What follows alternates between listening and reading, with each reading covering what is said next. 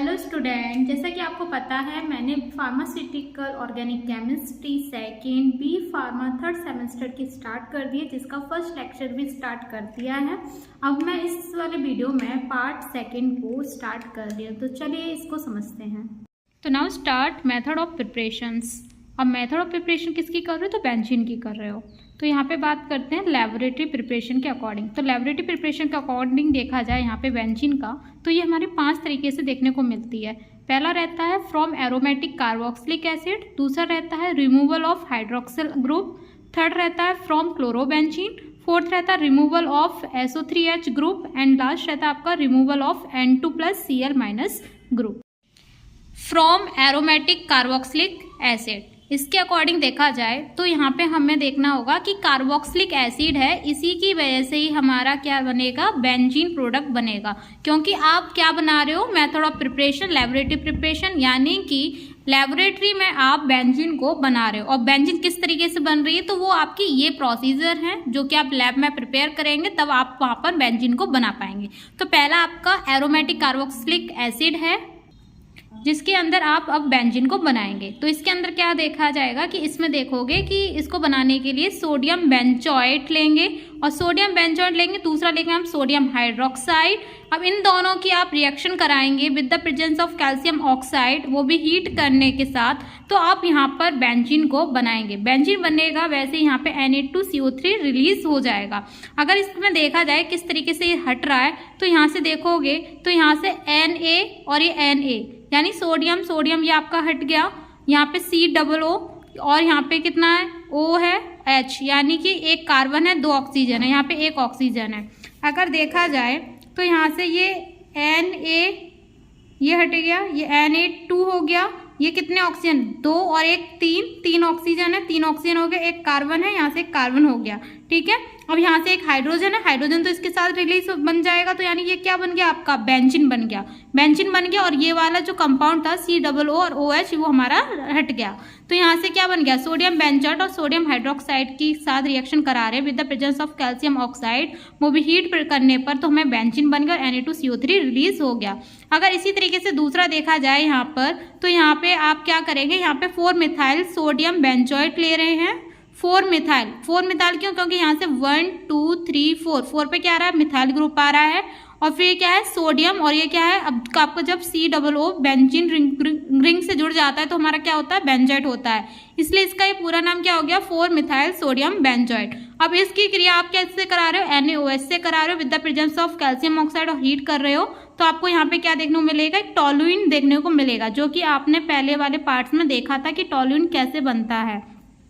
तो benzene ring पे एक मिथाइल ग्रुप लग जाएगा, इसी को हम क्या कहते हैं? टोलुइन बोलते हैं, और हमारा Na2CO3 रिलीज हो जाएगा।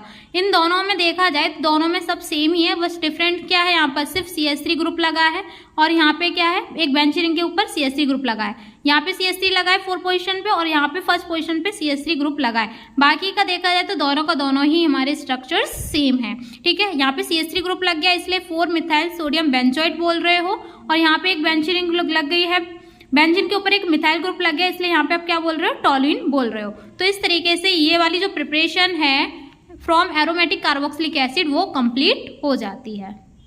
सेकंड रहता है रिमूवल ऑफ हाइड्रोक्सिल ग्रुप, यानी कि हमें अब बेंजीन रिंग पे क्या होगी? हाइड्रोक्सिल ग्रुप होगी, जिसको हमें हाइड्रोक्सिल ग्रुप को हटाना होगा, जिससे कि हमारी वहाँ पे बेंजीन बन जाएगी। ठीक है, तो यहाँ पे हम क्या कर रहे हैं? हमने फिनॉल लिया है, फिनॉल या फिर ऑर्थो मेटा पैरा, ये तीनों ही पोजीशन आपको मैं पहले ही बता चुकी हूँ। अगर आपको नहीं पता है तो एक बार कमेंट बॉक्स में बताना कि आपको नहीं पता, जिससे कि मैं फिर से इस पर एक वीडियो बना सकूँ। और जिसको पता है वो येस कमेंट में जरूर लिखेंगे कि यस मैम मुझे पता है। ठीक है, तो यहाँ पे phenol and ortho meta para position पे क्या होगा? मिथाइल ग्रुप होगा, जिससे कि phenol vapour are pass through the heated zinc dust to yield benzene two and toluene respectively. यानी यहाँ पे क्या होगा? जैसे कि हमारे ये फिनॉल है, फिनॉल यानी कि क्या होगा? बेंजीन रिंग पे क्या है? OH ग्रुप लगा हुआ है, जिससे हम क्या बोल रहे हैं? फिनॉल बोल रहे हैं, जिसकी क्रिया हम जिंक के साथ रिएक्शन करा रहे हैं, जिससे कि हमें यहाँ पे क्या देखने को मिलेगा? बेंजीन देखने को मिलेगा, यानी कि ZN और O हमारा रिलीज हो जाएगा, तो इससे कि हमारा क्या होगा? यहाँ पे हमारी बेंजीन बन जाएगी। अगर हम यहाँ पे दूसरी रिएक्शन देखें तो यहाँ पे ये दोनों सेम ही है, बस यहाँ पे क्या लग रहा है? एक पोजीशन पे मिथाइल ग्रुप लग गया है 4th वाली पोजीशन पर, तो और यहाँ पे भी हमारा क्या लगा, मिथाइल ग्रुप लगा। जैसे ही मिथाइल ग्रुप बेंजीन रिंग के साथ लग जाता है तो हमारा वो क्या होता है, टॉल्यूइन कहलाता है। और यहाँ पे CH3 ग्रुप लगा है, ये स्ट्रक्चर आपको पता ही है। तो यहाँ पे 4 पोजीशन पे लगा है तो 4 मिथाइल, और ये स्ट्रक्चर किसका था, फिनॉल का। तो 4 मिथाइल फिनॉल प्लस जिंक, जब हम जिंक और 4 मिथाइल फिनॉल की रिएक्शन करा रहे होते हैं तो हमारा यहाँ पे टॉल्यूइन बनता है और ZN वो रिलीज हो जाता है। दोनों में देखोगे, दोनों में सब सेम ही है, बस यहाँ पे क्या है, मिथाइल ग्रुप लगा है बेंजीन रिंग के साथ, और यहाँ पे बेंजीन जो हमारा फिनॉल था, फिनॉल के साथ एक मिथाइल ग्रुप लगा हुआ है। यहाँ पे हमारा removal of hydroxyl group complete हो जाता है।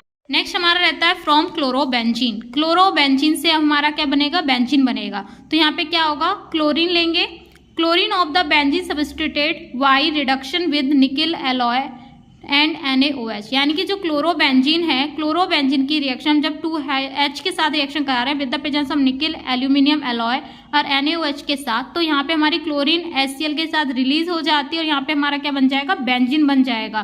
बेंजीन बन गया और ये जो H था, H हमारा इसके साथ लग गया तो यानी कि HCl हो गया। यहाँ पे हमारा ये वाला प्रोसीजर कंप्लीट हो जाता है फ्रॉम क्लोरोबेंजीन। नेक्स्ट रहता है रिमूवल ऑफ SO3H ग्रुप, यानी कि ये हमारा कैसा रहता है, सल्फोनिक एसिड का ही भाग रहता है।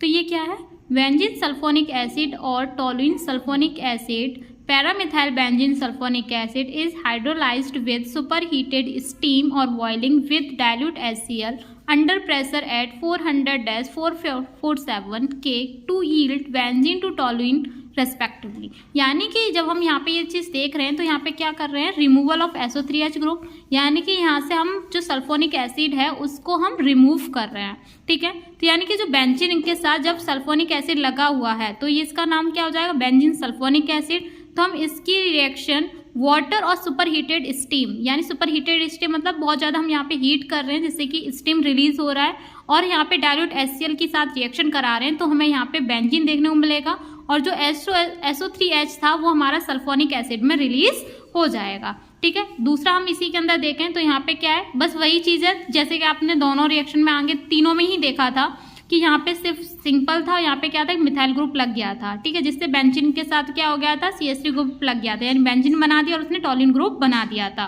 तो यहाँ पे क्या हो रहा है, ये वाला तो आपने देख लिया, बेंजीन सल्फोनिक एसिड है और इसके साथ क्या लगा रहे हो, CH3 ग्रुप लगा रहे हो, बाकी का सब सेम है, और यहाँ पे बेंजीन के साथ CH3 ग्रुप लग जा रहा है जिससे हम क्या बोल रहे हैं, टॉल्यूइन बोल रहे हैं।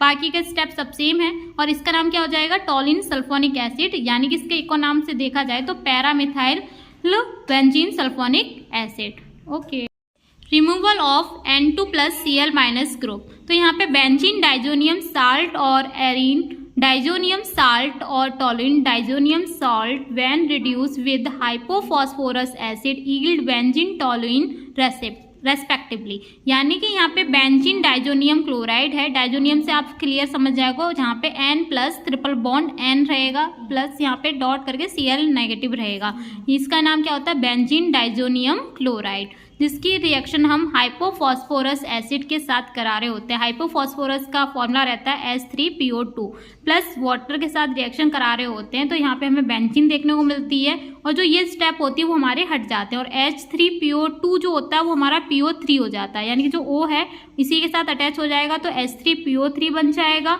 और जो एक H बचा है वो H हमारा Cl के साथ हो जाएगा यानी कि HCl हो गया, और ये दो N है, ये दो हमारे कैसे हो जाएंगे, N2 हो जाएंगे। यानी कि फिर से समझ लीजिए, ये जो आपका स्ट्रक्चर है, इस स्ट्रक्चर में से सबसे पहले यहाँ समझिए हाइपोफॉस्फोरस एसिड को, तो यहाँ पे क्या है, H3PO2 है और यहाँ पे क्या बना देगा, H3PO3, यानी कि जो एक ऑक्सीजन है, ये ऑक्सीजन हमारा इसके साथ अटैच हो जाएगा तो ये वाला जो कंपाउंड है वो हमारा यहाँ पे हो जाएगा H3PO3।